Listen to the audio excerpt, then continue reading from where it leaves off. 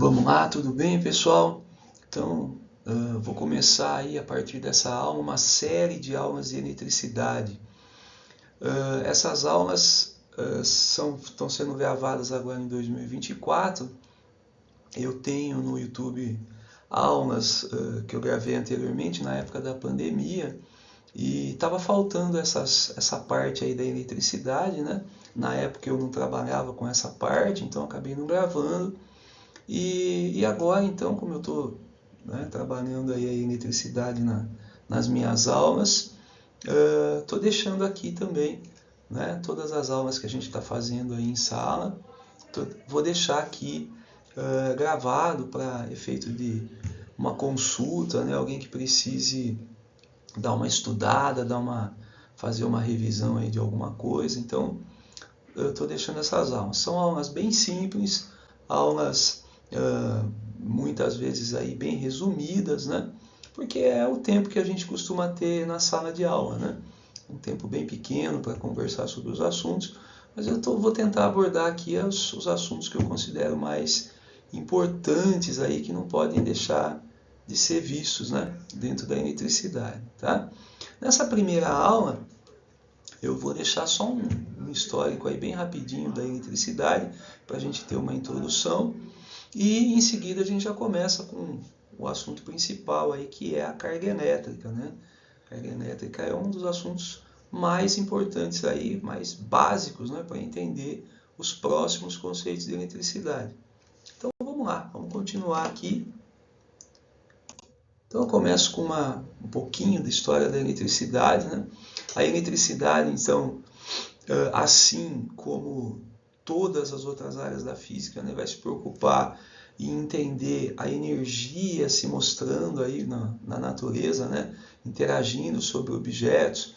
E dentro da física a gente acaba vendo então várias formas da energia atuar sobre a matéria. Vimos aí na mecânica, né, a energia de movimento, vimos na termologia o próprio calor, né, como uma forma também da energia atuar. Na ótica a gente viu a luz, e agora então dentro da eletricidade a gente vai ver aí a energia elétrica, né, que nos primeiros fenômenos aí observados ela atuava atraindo ou repelindo objetos. Então a gente tem na história da eletricidade no começo, os primeiros registros, né, o primeiro relato aí de observações desses fenômenos aí de atração e de repulsão na Grécia Antiga, cerca de 500, 600 anos antes de Cristo, né? Já alguns relatos, por exemplo, esse do Tales, né? Tales foi um dos grandes matemáticos, né? Dos maiores matemáticos aí de todos os tempos. Fez trabalhos importantes, então, de proporcionalidade, né? De relações da geometria plana e tal. E também tem esse relato aí de que ele já conhecia alguns materiais, como, por exemplo, o âmbar, né? Que é essa resina de árvore aí, né? Aquele líquido de árvore que seca e endurece, vira uma pedrinha, e ele atritava lã de animais e tal nesse âmbar, e obtinha aí então atrações, repulsões, né? Conseguia obter esses fenômenos, esses primeiros fenômenos elétricos aí, que na época, né, eram muito mistificados, era uma coisa que não parecia ser ciência, né? Não parecia ser uma coisa que podia ser explicada, parecia ser uma coisa mística, uma coisa mágica. E por causa disso, por muito tempo, a gente vai observar relatos desse tipo assim, de pessoas fazendo demonstrações em praças, né, mostrando esses fenômenos, mas nunca se preocupando em entender, né, mais para mostrar os seus efeitos mesmo. Uma coisa importante desse primeiro slide é o termo, né, âmbar, essa palavra âmbar, né, que era essa resina fóssil aqui. O nome, né, âmbar, vem do grego elétron, e esse elétron é que aparece aí as palavras derivadas, né, eletricidade, o próprio elétron, né, a carga que vai fornecer, o objeto que vai fornecer essa carga elétrica, e tudo que vem, né, da palavra eletricidade. Aí. Então, bem interessante a gente perceber isso aí, que lá na Grécia Antiga já se tinha conhecimento dos fenômenos, né? Mas não tinha o entendimento deles. Continuando aqui, ó, e aí vocês percebam que nessa história da eletricidade, por muito tempo, então, a ideia era o fenômeno em si, mas ninguém se preocupou muito com o entendimento do que estava por trás, né? Não se tinha ainda muita informação que ligasse esses fenômenos aí à ciência. Em 1672, então século XVII, isso mais de 2000 anos depois, né? O Otto von Guericke aí, e outros, né? Montaram equipamentos que a gente chama de geradores eletrostáticos, aonde por atrito, né, de dois objetos e tal, eles conseguiam então obter um acúmulo de cargas elétricas, né, no material. E aí também conseguia ter fenômenos aí de atração, de repulsão, conseguia até emitir faíscas, né, pequenas faíscas. Isso daí foi usado em teatros, eles apagavam as luzes lá, subiam no palco e mostravam, né, esses efeitos aí pirotécnicos, né, efeitos de faísca, de raios, né. Era bem interessante na época e acho que muita gente ganhou dinheiro aí com esses fenômenos, né. Só que depois desses primeiros trabalhos aí de geradores eletrostáticos, as pessoas começaram a perceber que podia ser útil, né? Que dava para usar tudo isso daí, essa coisa de acumular cargas elétricas. Esse cara, o Stephen Gray, fez trabalhos interessantes também sobre condutividade elétrica, né? Ele entendeu a ideia de materiais isolantes e materiais condutores. Isso a gente vai conversar também já na aula 2. A gente vai estar falando sobre isso daí. Materiais que têm mais facilidade, né, de doar partículas elétricas e aqueles que têm menos facilidade. Esse experimento é bem interessante. Ele pendura uma criança aí para servir como condutor, né? Coloca ela em contato com o gerador eletrostático e depois em contato com uma outra criança. Ele pendura ela assim para não escapar cargas, né, pelo chão aí, colocar os pés no chão e ia estar escapando as cargas. Então ele faz dessa forma aí para bem estranho, né, o experimento, mas na época eles faziam muito experimento desse tipo assim, para tentar entender melhor esses fenômenos elétricos, né? Isso daí também, gente, é século XVI, né? 17, tá? Século 17, esse aí do... Bom, em seguida aqui já tem uma coisa que foi bastante interessante na época, né? Montaram um equipamento capaz de acumular essas cargas e armazenar, né? E depois liberar essas cargas aí de uma vez, né? O que hoje em dia a gente chama de capacitor, né? Então os modernos capacitores vieram desses equipamentos aí que a gente chama de garrafa de Leyden. Essas garrafas aí de Leyden, elas tinham materiais condutores, né? E tinham dois materiais, duas lâminas condutoras e um material isolante no meio e tal. E elas conseguiam, né, fazer então esse acúmulo de uma maneira até que eficiente aí na época. Acumulavam cargas. Então aí ainda se falava de cargas em repouso, né? Mas já era possível então dominar essa coisa de acumular cargas, né? Na sequência, a gente tem aí trabalhos do Benjamin Franklin. Benjamin Franklin foi um cara bastante importante lá para os americanos, né? Foi político norte-americano e tal. E a ele a gente atribui a invenção do para-raios e tal. E ele tem, eu acho que bastante importante também, tem bastante importância nesse estudo, porque ele entende muito bem aí as duas naturezas, né, opostas das cargas elétricas, da eletricidade. Ele percebe que tem dois tipos de eletricidade, Primeiro ele chama de resinosa e vítrea, né, essas duas formas de eletricidade, e depois isso aí passa a ser chamado de positivo e de negativo, né? Então, essa coisa de positivo e negativo que a gente vai trabalhar bastante nas nossas aulas vem dessa época do Franklin aí, tá? E aí o experimento, né, clássico dele, dizem que não foi feito muito bem dessa maneira, né, uma maneira meio perigosa aí, empinando pipa na tempestade, né? Então foi um pouco diferente a coisa aí, mas é bem interessante o trabalho dele. Continuando aqui, bom, depois a gente vê aí os experimentos do Galvani, né, do Luigi Galvani, onde ele pega umas pernas de rã, estica essa perninha de rã e coloca sobre duas placas de metais diferentes um do outro, né? Então ele percebe aí nesse experimento que ele conseguia que essas rãs fizessem movimentos aí, né? A perninha da rã se movimentasse aí.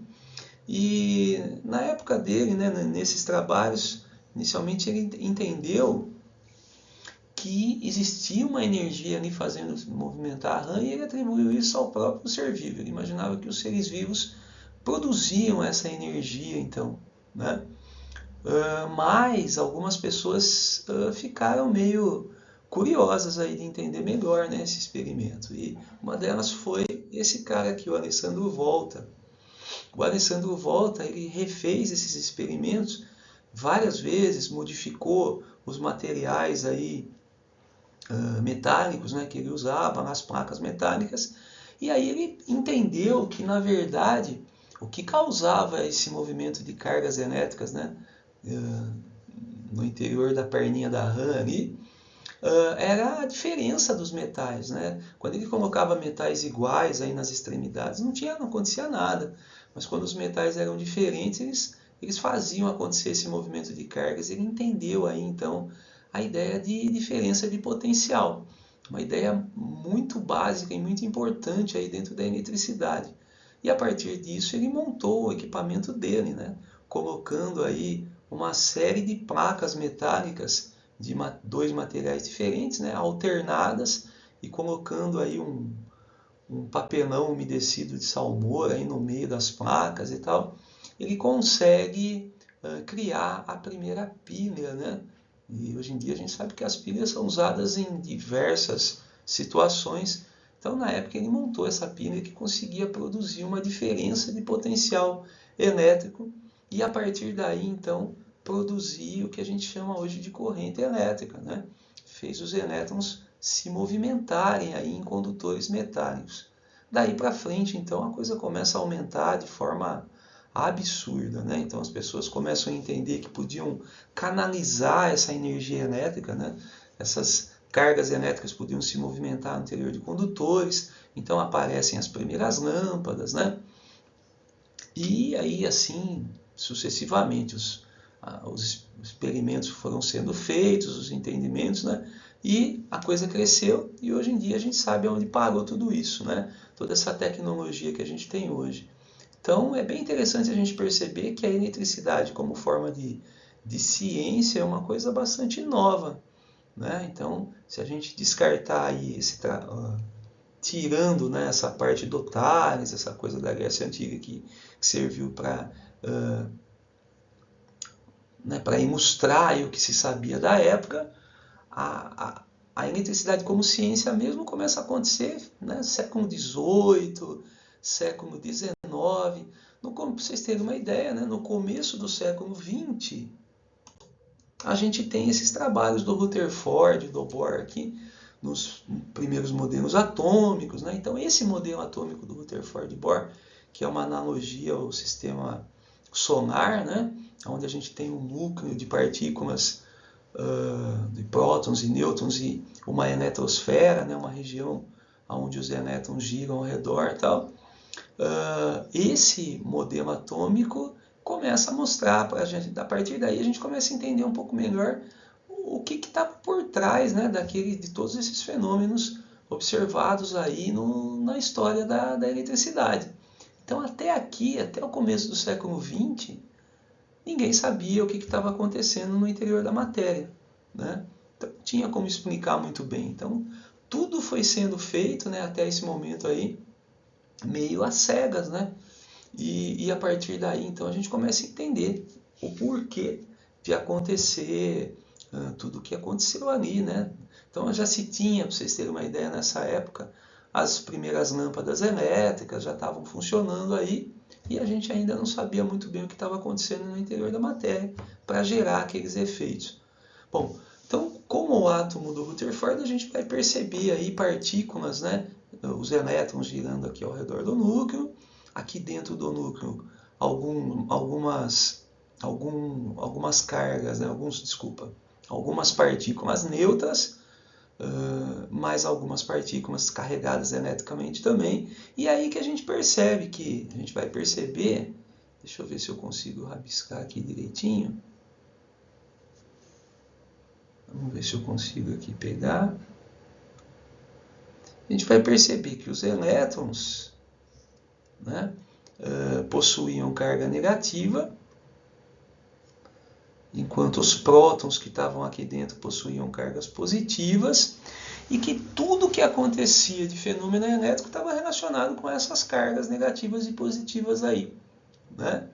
Então, por exemplo, aqui a gente consegue perceber que só as cargas negativas que estão aqui, as mais externas, das camadas mais externas do átomo, é que podiam se movimentar, né? Que podiam sair ou entrar nos corpos. Que as cargas positivas que estavam presas no núcleo atômico, existe uma força tão grande ali, né? A força nuclear forte, que não deixa essas partículas escaparem. Então, nos processos de eletrização que eram feitos, né? E todos os casos aí que a gente viu na história da eletricidade, o que realmente estava acontecendo é que essas partículas negativas aqui escapavam, iam para outros corpos e produziam então os fenômenos elétricos, e as cargas podiam, e os corpos que perdiam essas cargas acabavam ficando com mais cargas positivas e também produziam os efeitos aí elétricos de atração e de repulsão. O que a gente sabe é que um corpo no seu estado natural deve ter a mesma quantidade de partículas negativas e positivas, por isso que ele não costuma mostrar os fenômenos elétricos assim naturalmente, né?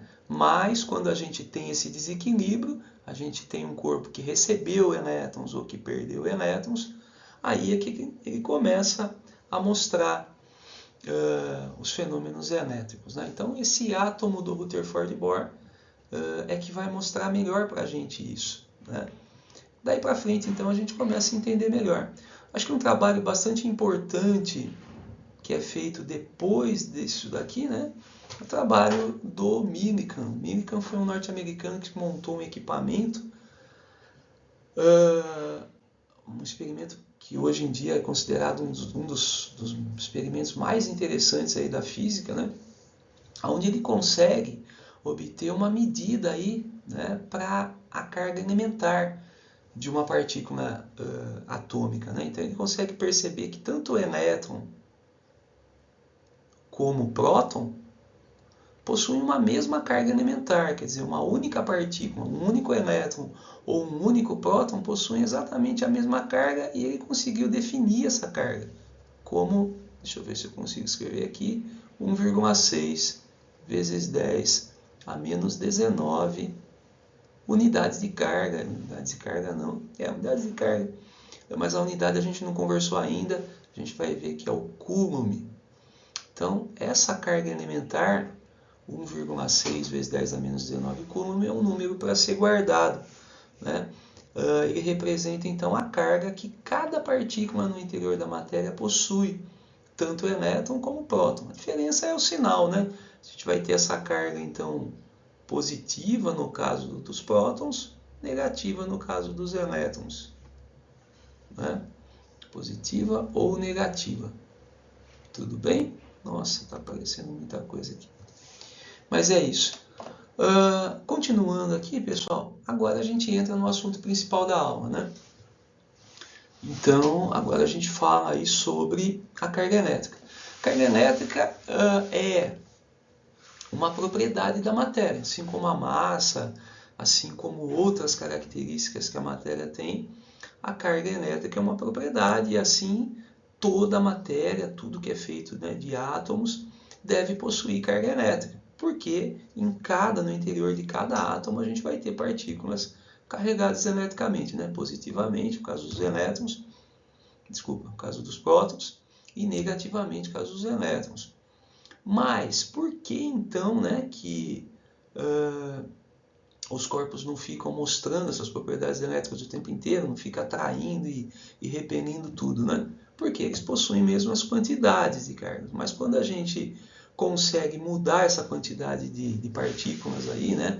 Colocar mais elétrons ou retirar elétrons do corpo, aí acaba aparecendo esse fenômeno, né? Então, do desequilíbrio das quantidades de partículas dos corpos, prótons e elétrons, é que a gente obtém a carga elétrica, né, do corpo.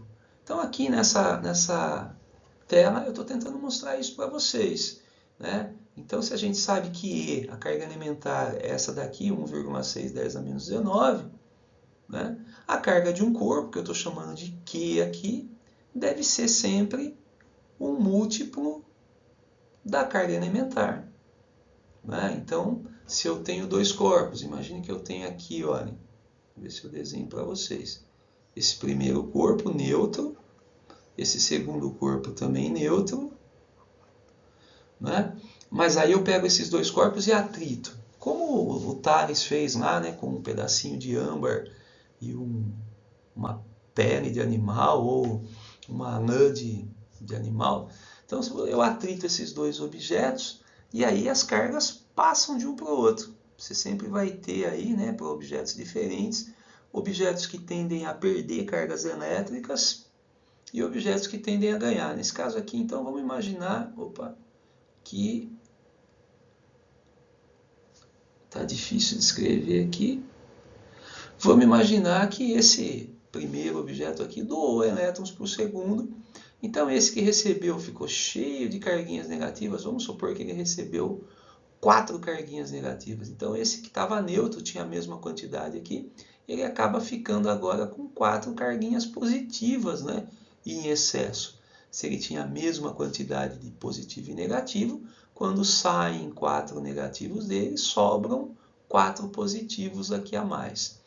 O que estava neutro aqui tinha a mesma quantidade, né? Se ele ganha 4 negativos, ele fica com esses 4 negativos em excesso. E aí a gente passa a ter um corpo negativamente eletrizado e um corpo positivamente eletrizado, né? Os dois começam a mostrar, então, as suas cargas elétricas aí. O que vai ser mostrado é proporcional, então, a essa quantidade de partículas em excesso, né? Percebam que os dois têm o mesmo tanto de partículas. Esse aqui 4 partículas negativas, esse aqui 4 partículas positivas que estão se mostrando. Os dois vão ter a mesma carga elétrica, então, só que uma positiva e outra negativa. Quanto que vai ser essa carga elétrica deles? Vai ser o tanto de partículas que estão em excesso ou em falta, no caso aí 4 partículas, né? Esse vai ser o N dele aí, ó. E multiplicado pela carga de cada partícula. Então, a ideia dessa aula, a ideia principal dessa aula é isso, a gente perceber que é possível medir a quantidade de carga de um corpo multiplicando, né, a carga elementar, então a carga de uma única partícula, pela quantidade de partículas que estão em desequilíbrio aí. Vamos dar uma olhada na próxima tela, onde a gente já tem um primeiro exemplo. Então, nesse primeiro exemplo, está pedindo para a gente encontrar o número de elétrons que devem sair de um corpo para que haja uma carga de 6,4 microcoulombs. Uma coisa importante aqui, deixa eu ver se eu eu achei que eu tinha colocado, mas eu não coloquei. A gente vai precisar, para os nossos exercícios, né, usar esses... Deixa eu deixar aqui do ladinho para vocês. Deixa eu ver se eu consigo escrever aqui. Olha, esse microcoulomb, pessoal, ele equivale a 10 a menos 6 coulombs. Como a carga elétrica é muito pequenininha normalmente, né, a carga que a gente vai medir, então a gente acaba medindo com essas notações de expoente negativo. O microcúlombo é assim. A gente vai... Esse aqui é o micro. Mas a gente tem, por exemplo, o milicúlombo, que é um eminho assim, ó. É o 10 a menos 3. Tem, por exemplo, o nano, que eu poderia ter colocado numa ordem melhor, né? Mas ó, o nanocúlombo, que é, o 10 a menos 12, eu acho que os que vão aparecer mais, eles são submúltiplos do cúlombo, né? São números que né, vão fazer ficar menor a coisa aí. Então, quando eu tiver escrito aí, né, com esse símbolo de micro e tal, ele significa que é 1 milhão de vezes menor que o cúlombo, né? Eu vou precisar multiplicar o número por essa potência, então 10 a menos 6. Quando tiver né, precisar colocar alguma coisa que é muito pequena também, 1000 vezes menor que o cúlombo, eu coloco o milicúlombo e assim por diante. Então, o nanocúlombo, eu errei aqui é menos 9. Será que eu consigo tirar isso aqui? Só um minutinho. Só não quero tirar tudo. Vamos ver se eu não apago tudo. Ah, consegui. Vou pegar aqui a caneta. Aqui é menos 9. O picocúlombo é menos 12. E assim por diante, tá? Tenho vários submúltiplos aí do cúlombo. Vamos usar isso aí no nosso exercício. Então, ó, nesse exercício a gente quer saber o número de elétrons que devem sair do corpo. Eu quero saber o número N de partículas que tem que sair do corpo para que a carga desse corpo seja 6,4 microcúlomos. Eu sei que a carga elementar é 1,6, 10 a menos 19, isso então vale para todas as partículas, foi calculada lá, todos os elétrons e todos os prótons têm exatamente essa carga, né? Então, se a gente quer determinar aí a quantidade de partículas que deve sair, Q é igual a NE. Substituindo, pessoal, se Q é 6,4, atenção, microcúlomos, então 10 a menos 6 cúlomos, e o número eu não sei, o número de partículas, mas E é 1,6, 10 a menos 19, a gente tem a montagem de uma equação. Então vamos lá. Então é sempre assim, tá? Esse micro a gente vai colocar o 10 a menos 6 e tal. A gente usa para calcular sempre a potência e para expressar assim num texto, né, esse número, costuma ser usado o símbolo, né? Esse mizinho aqui que costuma ser colocado para não precisar escrever o 10 a menos 6. Na verdade, as duas formas são corretas, mas a gente usa mais a potência no cálculo, né? E usa a notação aí da letrinha grega aqui para representação, para texto, para respostas, às vezes, de exercício. Vamos lá, continuando então. Nesse caso, N vai ser 6,4 10 a menos 6 dividido por 1,6 10 a menos 19. Isso aqui a gente pode calcular agora fazendo número dividido por número. Ó. Se eu dividir 6,4 por 1,6, vai dar 4, né? E depois eu faço potência com potência. E na hora de dividir 10 a menos 6 por 10 a menos 19, eu conservo 10, subtrai o expoente, eu vou fazer menos 6, menos ou menos 19. Isso aqui é mais. Então, 19 menos 6 é 13, né? Então, esse vai ser o expoente, ó, 10 elevado à 13ª potência. Não sei se vocês estão enxergando aí. É um 3 aqui, tá, gente? Um 3. E isso daqui, então, elétrons. Essa seria a resposta. Observem que a gente trabalhou com potências de 10 negativas, enquanto estava falando de coisa muito pequena, né, de cargas elétricas. E no final a gente tem um número muito grande, esse 14, 10 a 13ª. Desculpa, 14 não, 4, né?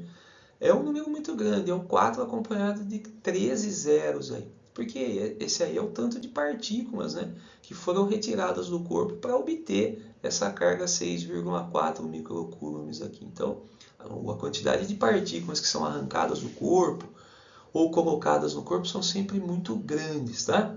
Outra observação é que nesse caso a gente trabalhou para medir, né, uma carga de 6,4 microcoulombs, uma carga positiva, a gente pensou em elétrons que foram retirados do corpo.